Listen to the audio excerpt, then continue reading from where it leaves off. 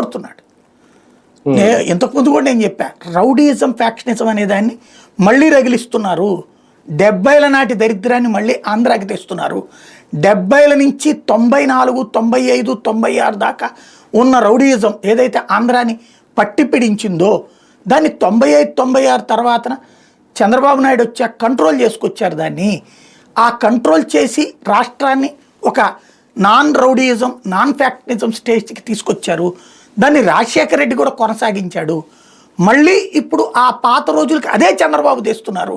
ఆనాడు రౌడీయిజాన్ని కంట్రోల్ చేసిన చంద్రబాబు నాయుడు, ఆనాడు ఫ్యాక్షనిజాన్ని కంట్రోల్ చేసిన చంద్రబాబు నాయుడు పొలిటికల్ గవర్నెన్స్ పేరుతో తను ఏ భూతాన్ని అయితే చంపేశారో, ఏ భూతాన్ని, ఏ రాక్షసుల్ని, దాన్ని ఏదో అంటారు కదా, మన సీసాలో అదిమి భూమిలో పాతారు, ఇప్పుడు దాన్ని తీసి మళ్ళీ సమాజం మీదకి రుద్దుతున్నాడు ఆయన.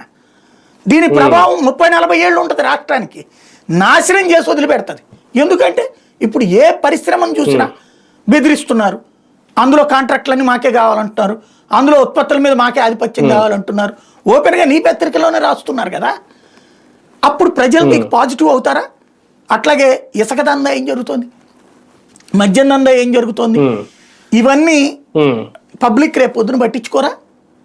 ఇక్కడ సమస్యల్లో ఏంటంటే జగన్ అనేటువంటి వాడు ఇక జీవితంలో అధికారంలోకి రాడు అనేటటువంటి ఒక ధైర్యం. జగన్మోహన్ రెడ్డి కూడా అదే ధైర్యంతో ఉన్నాడు.